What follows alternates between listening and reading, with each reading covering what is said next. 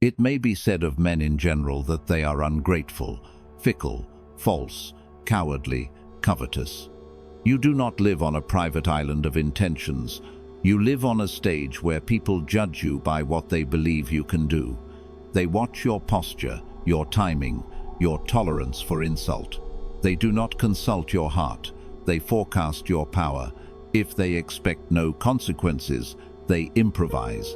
If they expect a cost, they behave. Outcomes follow perception, not confession. You may be kind, spiritual, generous, but if your audience expects you to fold, they will press until you do. The stage, not the soul. A manager promises fairness and smiles through missed deadlines. The team studies the smile, not the words, and concludes that nothing happens when the line is crossed. A politician preaches unity while letting leaks go unpunished. The faction learns betrayal is a free experiment. A partner declares love in messages but cancels plans without cost. Absence becomes the new routine. In each case, the private intention is irrelevant. The crowd measures only one thing: what will happen to me if I choose this path? If the answer is nothing, chaos is the policy. Human nature under pressure is not a poem, it is a ledger. People keep faith while it pays. When danger rises, accounts are updated. The colleague who praises your leadership today will sell it tomorrow if silence buys survival. The friend who adores your generosity becomes scarce when repayment exceeds gratitude. This is not proof that the world is evil. It is proof that the world is human. If you wish to govern humans, model incentives, not fantasies. Loyalty without stakes is weather. When the wind shifts, it shifts with it. Notice what happens when incentives are visible and credible. A team that knows missed deadlines reduce budgets, starts hitting dates. A social circle that knows gossip earns exclusion, keeps conversations clean. A client who knows scope creep carries a fee suddenly discovers clarity, and in the brief. Predictable consequence does not create fearfulness, it creates order. People feel safer when rules have teeth because they can plan around them. The unknown breeds anxiety. The known breeds discipline. When your boundaries are real, choices get sharper and life gets quieter. Respect is not applause. Respect is arithmetic. It is the quiet knowledge that crossing you costs more than complying with you, and that fair play will be rewarded on time. You anchor this with two levers: penalties and rewards. Penalties must be proportionate, announced, and swift early acts that teach and then stop. Rewards must be public, specific, and earned signals that loyalty and competence are never wasted. If you punish rarely and clearly, you punish less over time. If you reward precisely and publicly, you spend fewer words defending your standards because your standards defend themselves. Do not confuse cruelty with clarity. Calibrated fear is not savagery, it is memory put to work. You do not threaten. You demonstrate once and let the lesson travel. You do not rant, you act. You do not humiliate, you correct and return to calm. The goal is not to be loved. The goal is to be legible. When you become legible, when people can predict your response, games decrease, drama thins, and genuine affection has space to grow. Firmness makes kindness possible because kindness is no longer mistaken for weakness. So you train the room, you signal with posture and policy, you define the line, then you keep it. You answer violations with measured consequence and close the case. You praise loyalty in daylight. You make it expensive to disrespect you and profitable to cooperate. In time, people stop probing the edges and start doing the work. Those who preferred your confusion may call you cold. Those who needed a stable rule set will call you fair. This is the secret war of minds. Win expectation, and you win behavior. Lose expectation, and you lose the room. Be seen, be predictable, be obeyed.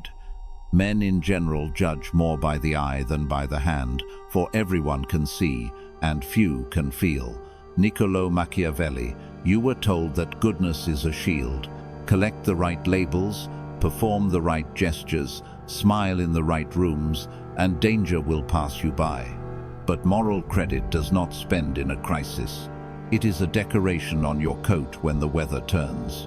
In calm weather, people applaud your kindness because it costs them nothing. When stakes rise, they recalculate. They ask, what keeps me safe? What pays me most?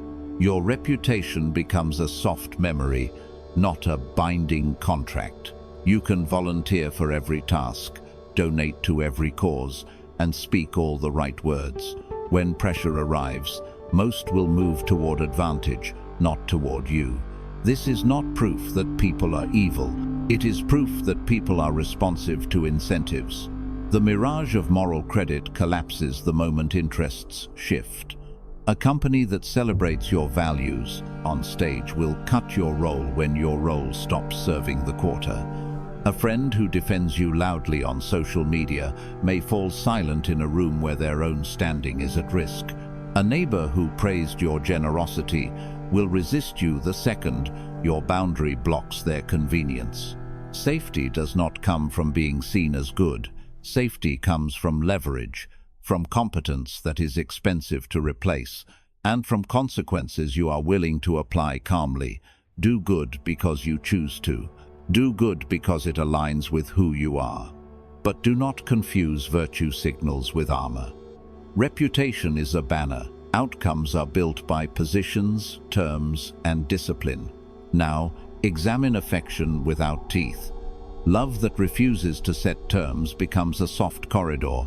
Others stroll down to reach their goals. When you chase approval, you broadcast your weak flank. You apologize preemptively.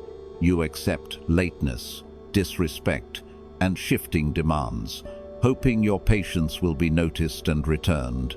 It rarely is. Human behavior follows gradients of resistance. We push where the wall is soft and avoid where the wall is stone. Your task is to be legible as stone, polite, even warm, but unmistakably solid. Consider dating. You accommodate every change, reply instantly, laugh off jokes that sting.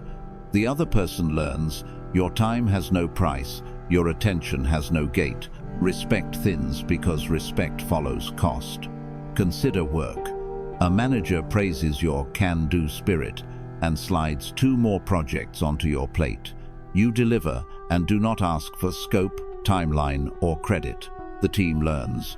You are an elastic container. Elastic containers are never full. They are filled until they split. Consider family. A relative calls only when there is an emergency. You drop everything, every time. The pattern cements. Your life is a resource to be tapped, not a reality to negotiate with. Set terms without heat. Teeth do not require rage. Teeth require clarity. I can help for 1 hour on Tuesday. If we reschedule twice, I pause the plan. I don't lend money. I can offer a list of options. Calm, measurable, enforceable. When the line is crossed, consequences follow, not speeches. You reduce access, you change timelines, you exit the deal. The first time you hold a line, opportunists peel away and loyalists surface. This is not cruelty, it is filtration. Love that survives boundaries is love that can carry weight. Finally, face the comfortable lie of win-win. Not everything is harmony. Many games are zero-sum. Promotion slots, exclusive partnerships, limited budgets, time itself. People wrap misaligned interests in warm language to slide past your scrutiny. We're all on the same team. This is good for everyone. Let's keep it positive. The language is soft, the math is cold. If your night hours generate someone else's spotlight, the spotlight is not shared. If your discount grows their margin and shrinks your runway, the harmony is a slogan, not a deal. Train your eye for trade-offs. In negotiations, map the pie with a pen. What is fixed? what expands only with real investment, what shrinks if you give more. In startups, equity does not enlarge because a deck says together. It enlarges when revenue rises and risk is truly shared. In creative work, the collab that promises exposure must be measured like any sale. Time in, assets out, upside divided by contract. In relationships, attention and energy are finite. Saying yes to constant crisis means saying no to your own projects. In public life, reputational tokens traded for applause can reduce your freedom to act when the crowd turns. You are not required to accept a story of universal alignment just because it is wrapped in optimism. Modern scenes test you daily. The non-profit says, "It's for the mission," while asking you to work the weekend, and the annual report will carry one name. The influencer partnership offers exposure, while your labor fills their content library. The friend group frames every plan as majority happiness, though you shoulder most of the costs. The contractor calls delays just how things go, yet charges rush fees when pressure reverses. The dating partner insists, "We're not keeping score," until you set a small boundary, then the warmth cools. None of this is mysterious. It is the arithmetic of interest continuing its work while wearing a friendly mask. Shift from pleasing to positioning. Positioning is simple. Know your value, set your price, enforce your terms, and diversify your alliances. Praise is pleasant, power is insurance. You want both if you can, but if you must choose, choose the one that keeps you intact when weather turns hard. Speak in numbers and dates. Trade favors for measurable returns. Put agreements in writing. Replace promises with proofs, deliverables, deadlines, deposits. When you give, give by design, with a budget, not by default with your self-worth. When you forgive, forgive once, in writing, with conditions for future contact. When you partner, define the exit before the entrance. You do not need to be cruel to be safe. You need to be clear. You do not need to stop being good. You need to stop spending goodness like currency in markets that accept only leverage, value, and consequence. Keep your face open and your spine firm. Verify alignment before you sign. Cut losses early. Reward reciprocity fast. And remember, appearances glow in the eye, but outcomes are felt in the hand. Make your outcomes expensive to ignore. Kind heart, hard line, real terms. The wound you refuse to face appoints itself your king, and it rules in silence. Turn inward. You will find a cabinet of memories drafting your policies behind the scenes. When love once felt conditional, you learned to keep the weather calm. Smile, soften, step aside. Approval became your barometer. Safety equaled being liked. You did not choose this. Your nervous system did protect the child, preserve belonging. But what the psyche builds for survival becomes a trap in adulthood. The shadow calls itself kindness and signs your name on decisions that drain you. The addiction to being liked begins with grief. A teacher shamed your loud answer. You learned smallness. A parent withdrew warmth when you resisted. You learned agreement.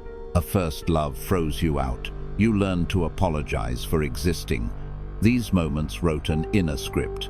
Please, or be cast out. As an adult, you still audition for a role you already have. You dress your voice in soft colors so no one feels threatened, and you trade clarity for a smile. Forensic empathy means you do not condemn this pattern, you trace it. Behind each automatic apology is the child trying to keep the tribe. Behind each no worries is the echo of a slammed door. The addiction is not vanity, it is anesthesia. Being liked numbs the fear of being left, but numbing dissolves leverage. People sense you are negotiating not with them, but with your fear. They learn the code, loom with disappointment and you fold, hint at withdrawal and you lower your price. Modern life rewards the performance. Apps measure worth in hearts and thumbs. Workplaces praise culture fit, a phrase that often means be pleasant and quiet. Families cheer you for being the glue, even as you melt. You call it diplomacy. The psyche calls it appeasement. And the shadow smiles, because a people-pleaser is easy to govern. This is how private wounds become public weakness. Your inner need for approval edits your outer policy. Now examine avoidance as policy. You dislike conflict, so you delay the hard email, the boundary conversation, the overdue no. Your silence becomes an amnesty that needs no announcement. In a team, the rule you fear to enforce becomes folklore. Deadlines stretch, jokes cut deeper, credit slides to the loudest mouth. In a relationship, lateness mutates into disregard because there is no consequence, only your tired smile and it's okay. In your habits, small exceptions become daily routine. Precision exposes the bill. Each uncollected debt compounds. The employee who misses a deliverable meets no friction and will miss it again. The partner who speaks with contempt and meets your quiet face will grow fluent in it. The friend who forgets to pay you back learns that forgetting is profitable. Avoidance does not prevent storms, it stores them. When the backlog breaks, you either erupt or collapse. Either way, the system stops trusting you because you did not trust your own law. A Jungian map clarifies the pattern. What you deny goes underground, gathers energy, and returns as fate. Refuse the small discomfort of a clear boundary, and the shadow returns with a larger scene. Public disrespect, a lost opportunity, a season spent resentful and confused. The psyche refuses vacuum. Where law is not declared, power floods the space. If you do not speak the rule, the room will write one for you, and it will not be in your favor. Enforcement educates more than explanation. Now, the stern arithmetic, self-betrayal, and the market of power. Every time you cut your standards to purchase acceptance, you hang a discount sign on your dignity. People read price before they consider value. Accept less than fair pay to be a team player, and the market concludes your work is cheap. Allow a friend intimate access after they have shown disrespect because you fear being alone, and the market concludes your presence has no gate. Flood apologies after telling the truth, and the market assumes your truth is negotiable. Consider a salary negotiation.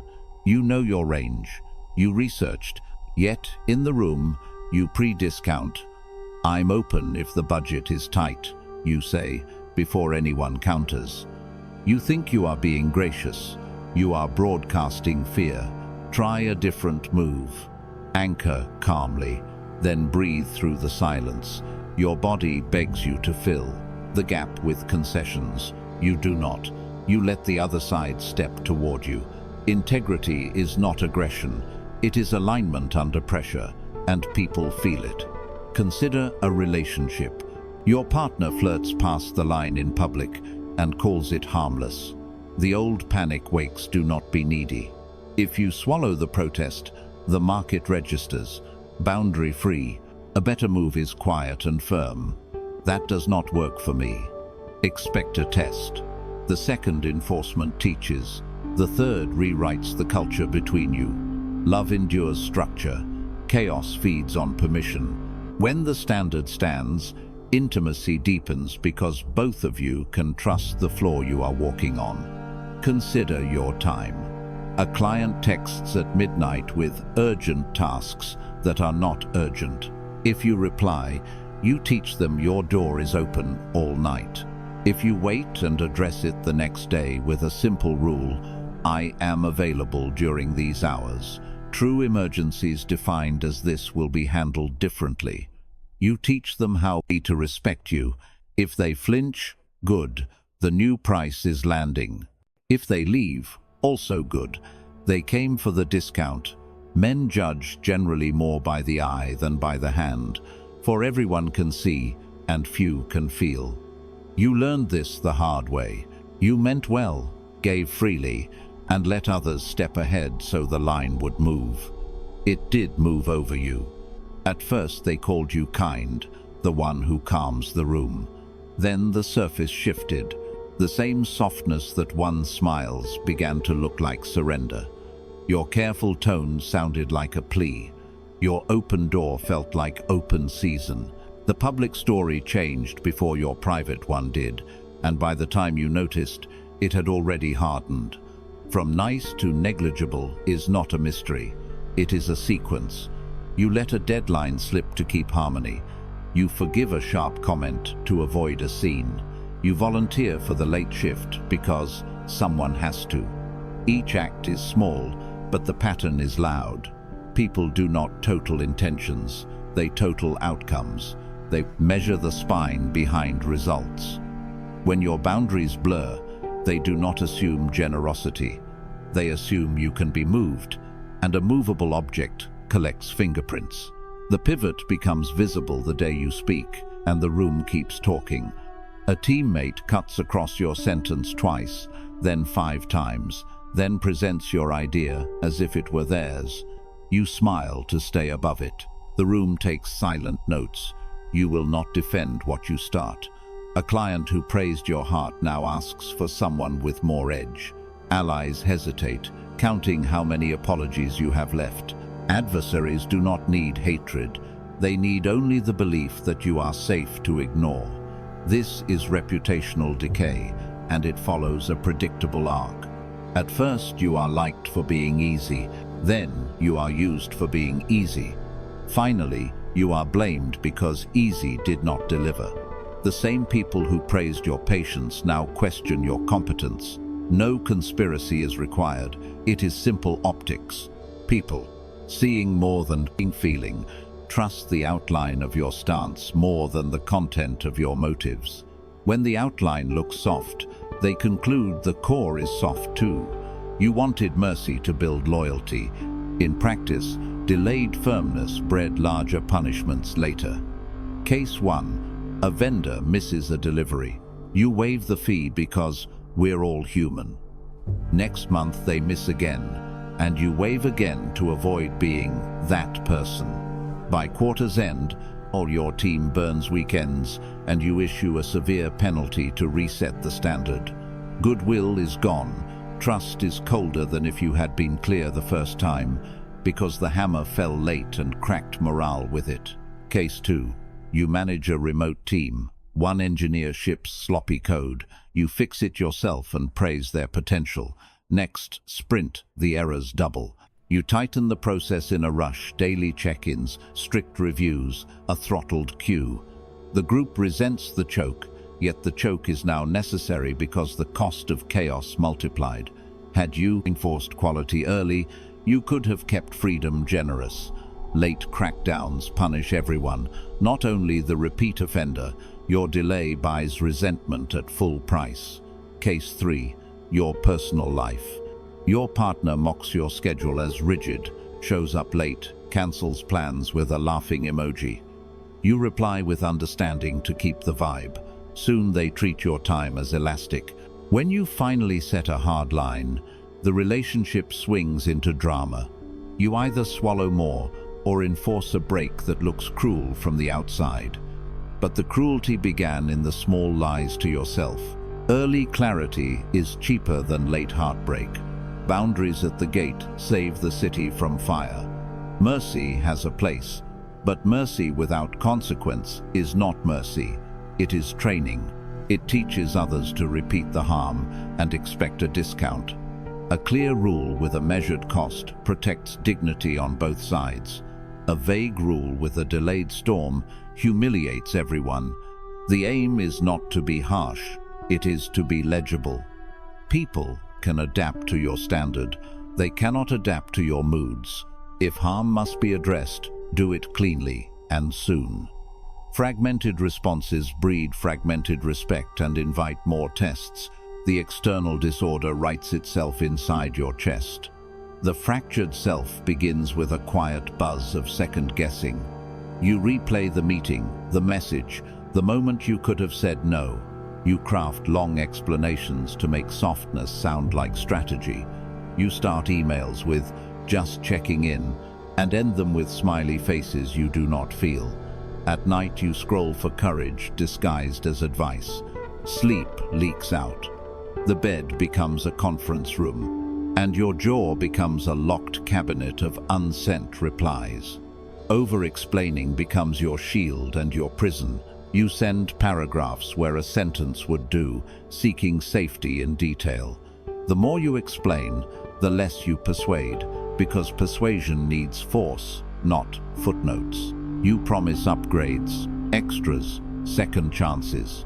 Each concession buys a day and sells a piece of your center. Soon, you adopt reactive rulemaking. After one bad incident, you draft sweeping policies. After one missed call, you announce daily stand-ups. After one betrayal, you outlaw casual trust and call it wisdom. It is not wisdom, it is fatigue writing law. Your body joins the revolt, shoulders climb, coffee climbs, patience falls. Decisions swing from soft to sharp because exhaustion is dictating. One day you let a major slide, the next you threaten to end a contract over a minor slip. The team walks on eggshells, trying to read the weather of your mood. But mood is not policy. Policy is the spine that holds the weather in place. Without it, you invent urgency to mask the absence of order. And every hour burns twice, once in panic, once in repair. There is a cleaner path, and it is practical. Audit your commitments like a new ruler entering a troubled city. Where are the gates? Who holds the keys? Which favors are debts, and which are drains? Name your standards in plain language that a stranger could enforce. Tie each standard to a consequence you can apply without ceremony. Consequence is not revenge, it is a calendar entry. Deliver it with calm. Keep records, not to nurse anger, but to spare you memory games. Forgive when contrition is real. Refuse permission to habits that only apologize. At work, that means response windows, a clear definition of done, and a simple escalation path. People will call you strict for a month and grateful by the fourth. In relationships, that means boundaries said aloud. How you schedule, what you will not tolerate twice, when you walk. If someone laughs at your line, they have named themselves. In family, that means refusing the role of default therapist and choosing the role of consistent relative. Online, that means treating your attention like property, not a public park. Reputation recovers with repetition. You apply the same rule the same way 10 times. The room adjusts. Allies see that firmness protects them too. Adversaries find no easy purchase. The label shifts again, this time from weak to steady. You do not need to be feared. You need to be predictable. Even wolves prefer a fence they understand to a field that collapses underfoot. Order invites cooperation because it removes guesswork. Clarity, delivered early, is kindness grown up and capable of keeping promises. Inside, the pieces begin to rejoin. Your voice grows shorter, warmer, final. You say no without a paragraph. You say yes with terms attached. Sleep returns like rain after heat. You wake with one list instead of 5. You feel the quiet pride that comes when your life answers to you.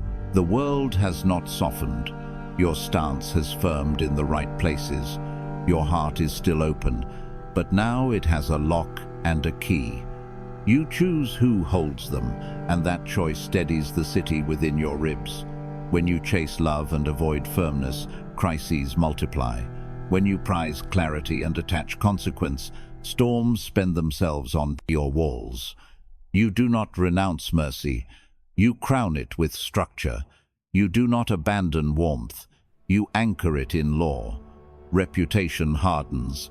Allies return. Adversaries recalculate. Most of all, your self-command stops leaking. What looked like collapse was the shaking of a house without a frame.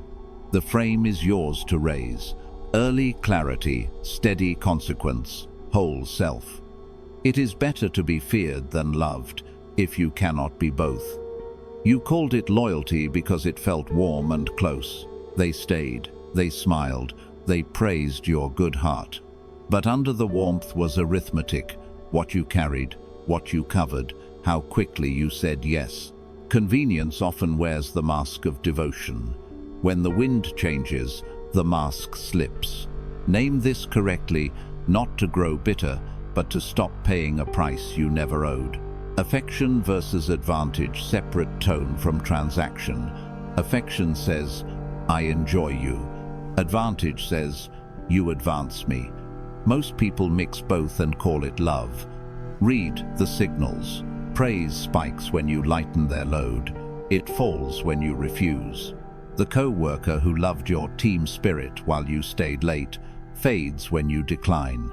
The friend who called you like family disappears when you ask for reciprocity. Nothing died. Advantage expired. Sentiment remained, but without power. This clarity is not cynicism, it is maintenance. Enjoy kindness, but test it with small, honest no's. Real loyalty survives friction. Rented loyalty flees at the first invoice. Change the terms and watch what stays. Some ties will tighten, others will loosen and fall away. Either outcome is clean, and clean is kinder than confusion. You are not required to subsidize everyone's peace. You are required to govern your own.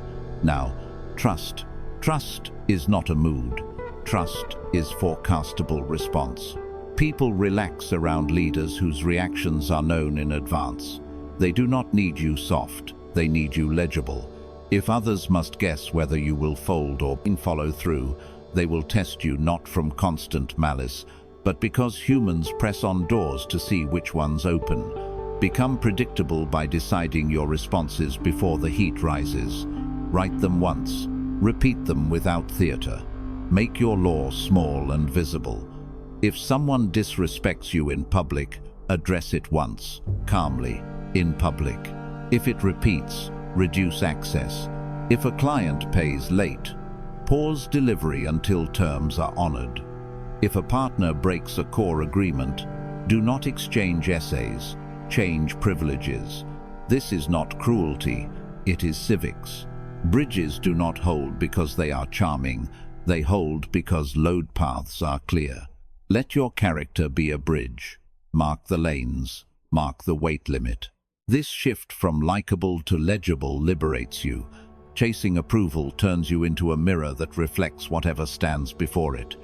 Choosing legibility turns you into a map others can navigate. Good people will thank you because clarity reduces anxiety. The wrong people will resent you because fog was their leverage. Remove the fog and you remove their game. Let them complain. They are mourning the end of your confusion, not the death of your kindness. Order before mercy. In a principality, a company, or a family, kindness without standards decays into favoritism or farce. Mercy is medicine. It must follow diagnosis. Set the rule. Announce the consequence. Enforce it once, then open your hand. Forgiveness before instruction hires tomorrow's injury. Think of the manager who understands every missed deadline and wonders why schedules always slip. The rule was never real. Think of the partner who forgives betrayal yet leaves the gate open for repeat harm. Order is not the enemy of kindness. It is its frame. Order is the canal. Mercy is the water. Build the canal first. Then mercy flows without flooding the village. In practice, your sibling borrows money and misses the date. Charge the fee you stated. After payment and consistent change, forgive the fee. Once, not as weakness, but as signal. Grace lives within law. Or take your own habits. Keep a rule: no phones in bed for 30 days. On a hard night, allow 10 minutes. Then return to order.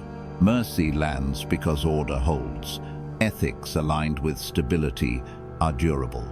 When people know your standards and the price of ignoring them, The reliable are relieved, and the opportunists either improve or depart. Both outcomes are clean. You do not need speeches about loyalty. Create conditions where loyalty is rewarded and disloyalty is priced. Markets do the rest. Reframe your past like a chancellor closing books. Where you saw love, mark convenience. Where you saw betrayal, mark predictable self-interest meeting a boundary. Accuracy lets you plan. You stop funding engines that will never carry you. You stop confusing charm with character, excitement with safety, apology with repair. Hold this stance. Clear terms, steady reactions, mercy after order.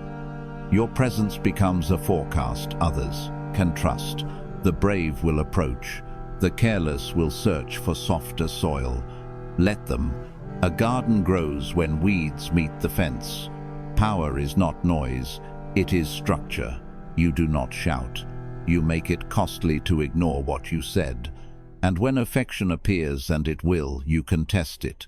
If it remains when advantage cools, keep it. If it evaporates, release it without ceremony and continue governing your state. You are not hard, you are governed. You are not suspicious, you are awake. Trade the wish to be adored for the will to be understood. Respect follows clarity, and clarity, applied over time, becomes peace you can share. Order first, then mercy. It is better to be feared than loved, if you cannot be both. You want authority that survives bad weather. Start with first impressions as policy. People test where fog exists. They comply where lines shine. On day one, you set the map. Working hours, response windows, quality bars, confidentiality, and escalation paths. You do not whisper them, you publish a one-page charter, crisp and neutral. Then you demonstrate one credible enforcement that proves the words carry weight. If a meeting starts at 9, you begin at 9. Door closed, minutes taken. The late arrival does not get a recap. They get a reminder that the rule is real. Clarity deters experiments. Ambiguity invites sabotage dressed as only this once. Front-loaded clarity is cheaper than back-end conflict. In a new role, you send a welcome note that pairs warmth with boundary. When to contact you, how to propose changes, what to do if a deadline slips. In a new relationship, you agree on money, privacy, and personal space before romance blurs the edges. In a new collaboration, you set version control, review cycles, and who owns final call. Each early rule removes a future argument. One credible enforcement makes the rest self-enforcing. The signal is simple, the lines are real, and there's a cost to crossing them. Tests die when they are unprofitable. Now, the hard part, cruelty well used. The phrase alarms the tender. It should, but well-used cruelty is not spite. It is surgery that prevents infection. When a rule is broken, you act quickly, necessarily, and then stop. The contractor who copies code from a competitor loses access the same day. The reason is logged, the decision dated. You reconcile privately with the person, dignity intact. Expectations reset because humans are not spectacles. But you document publicly which rule was breached, why it matters, what measure was applied. Punish in public so the lesson spreads. Reconcile in private so the person can return without humiliation. Severity early prevents cruelty later. Measured severity needs a plan before the heat arrives. Decide penalty bands when you are calm. Warning, restitution, removal. Minor breach, require a fix and a brief write-up of lessons learned. Major breach, end the project role with clear cause and a clean handover, so the work continues without poison. Do it once. Do not nibble at the offender with 1,000 cuts of sarcasm, gossip, or sudden coldness. That is coward's cruelty, endless, shapeless, contagious. Precision builds trust. People learn that crossing lines hurts and compliance protects. They see you punish behavior, not personalities. Severity without rancor is the mark of a state, not a feud. Visibility and consistency are your stabilizers. Standards must live in sight. Pinned messages, posted charters, checklists beside doors. When rules are visible, enforcement feels less personal. Apply them evenly, especially to your favorites and your stars. If the rainmaker can fudge expenses, the apprentice will test delivery dates. Culture rots from the gilded tier downward. Keep a memory of offenses and resolutions. Not a secret blacklist, a simple ledger. Date, issue, response, outcome. When a repeat offender claims confusion, the record ends the theater. Memory protects the innocent too. It shows who grew after correction, so past mistakes don't become permanent stigma. Predictability is dignity. When people can forecast your response, they can self-correct without groveling. Meetings start on the dot. Feedback lands where promised. Praise traces to criteria, not moods. The room quiets because storms are reserved for weather, not leadership. Over time, consistency makes you boring, and that is a compliment. Boring is stable. Stable is safe to build upon. In chaos, even talent underperforms. In a steady climate, average people grow into strength. Predictability is not softness. It is the steel rail everyone can hold while crossing the bridge. Strategic mercy is your lever. Mercy that ignores incentives is charity. Mercy that aligns incentives is statecraft. Offer honorable exits so failure doesn't metastasize into sabotage. If a vendor cannot deliver, give a clean termination with a fair settlement and a neutral reference for the work they did well. You lose a week. You keep your reputation. Build tiered incentives so compliance feels like opportunity, not obedience. Reliability earns flexible hours. Accurate forecasts earn budget control. Discretion earns access. People move toward rewards faster than they retreat from fear.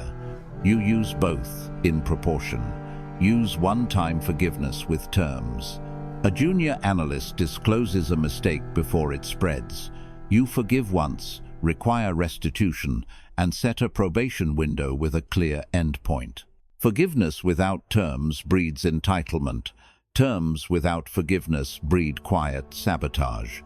You want the middle line, mercy that teaches. State it cleanly: what was broken, what was repaired, what will happen next time.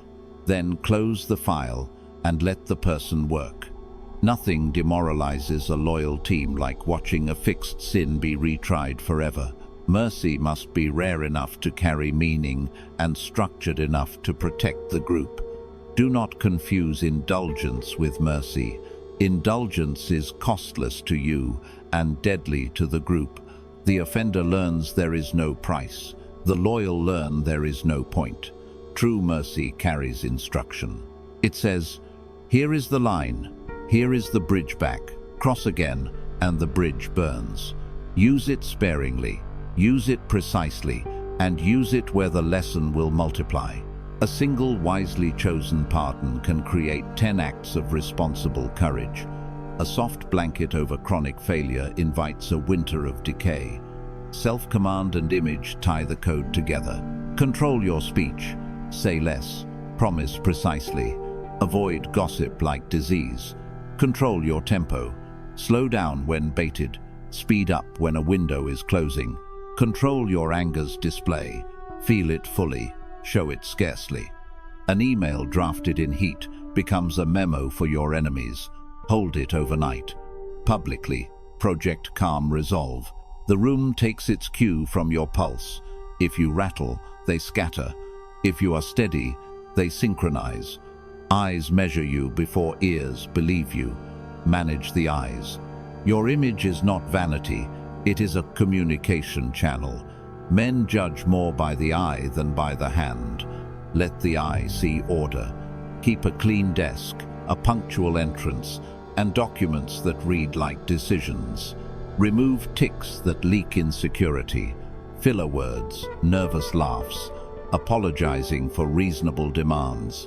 Build small rituals that telegraph control. A moment of silence before opening discussions, a written summary after closing them. Choose neutral clothing, clear layout, unhurried cadence. The calm surface tells the truth. There is a keel beneath the waterline. Your appearance should say what your policy already does. This place is governed. Put it all together, and you have a code of conduct, not a mood swing. First impressions as policy. Declare, demonstrate, erase ambiguity. Cruelty well used. Quick, necessary, finished. Reconcile privately, document publicly. Visibility and consistency. Standards in sight. Enforcement even. Memory maintained. Strategic mercy. Exits. Incentives. Single forgiveness with terms. Self-command and image. Words measured. Tempo governed. Anger mastered. Presence composed. You are not performing kindness, nor performing toughness. You are building a regime where cooperation is the rational choice. Apply it now. Draft the one-page charter and send it to your new group before the kickoff call. Open the first meeting on time and end on time, with next steps assigned. When the first boundary is crossed, act once and write the log. Pin the standard. Praise visible compliance. Offer the clean exit when needed. Check your tells in the mirror and practice stillness until it is natural. In 6 weeks, notice what has vanished. The petty tests, the late-night crises, the bargaining through jokes. They disappear because you made testing expensive and cooperation profitable. Power that lasts is quiet, legible, and fair. It does not shout. It signals. It does not threaten. It enforces. It does not beg. It teaches. Build that power, and you will not chase. Respect it will come, all to you, because you have made it the safest bet. I set clear lines, act once, and stay calm. It is better to be feared than loved, if you cannot be both. Niccolo Machiavelli. You are not building a throne of terror. You are building a fence of clarity. Deterrence is not cruelty when it prevents chaos. You want peace? Then make the cost of disorder obvious. Announce where the line is, what happens when it is crossed, and follow through calmly, consistently, without heat. The result is not louder rooms but quieter ones, because people understand the rules of entry. Order as compassion. Firm lines protect the many from the few who exploit softness. Think of a team chat where one person derails every deadline with dramatic emergencies. When you set a policy, no last-minute scope changes without sign-off. The temperature drops. Good workers breathe. Only the chronic firefighter fumes, and even he learns to plan. Or take a family group where jokes slide into disrespect. You say, no insults, even as jokes. If it happens, the call ends. The first cut stings. The pattern heals. Children learn that love has form, and adults relearn that kindness cannot be counterfeit. Compassion without order is a door without hinges. It opens once, then falls apart. Order with compassion is a door that opens and closes on time, so everyone inside is safer. You reconcile strength with care by separating punishment from consequence. Punishment is about anger.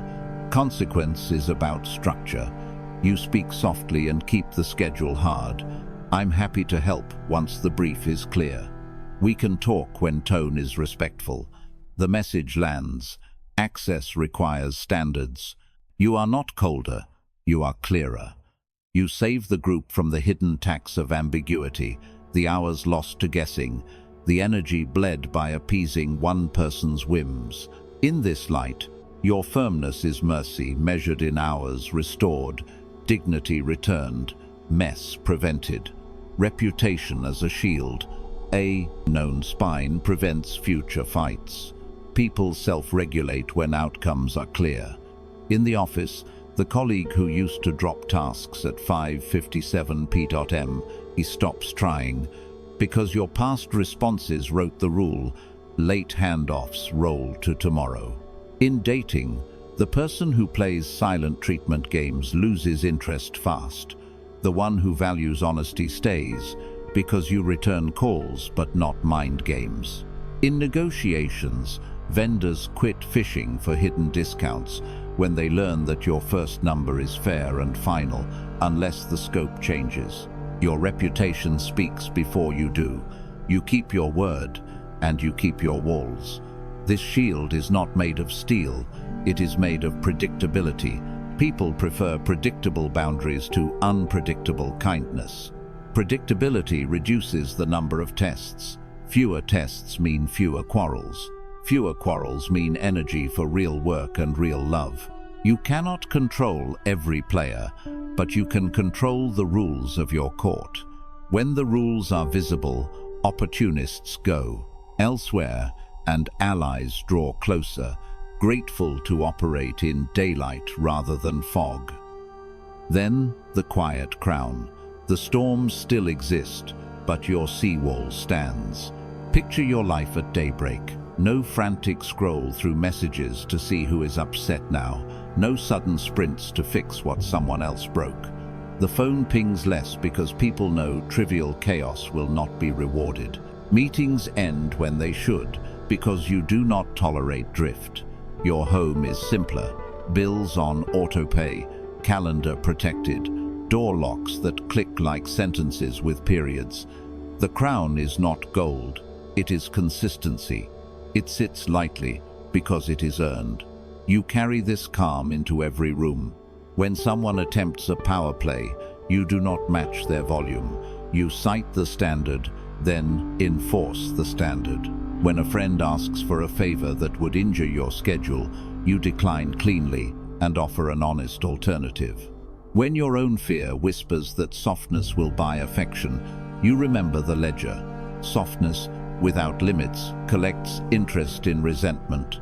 Strength, rightly used, reduces conflict. The fox sees the trap. The lion makes the trap irrelevant. This is sober optimism, not fantasy. You are not hoping the sea stops being the sea. You are building a seawall and placing lights along it. Policy, response, consequence. Peace is not luck. Peace is architecture. Build it once, maintain it daily, and let the world adjust to the outline you drew. I hold the line so peace can hold me.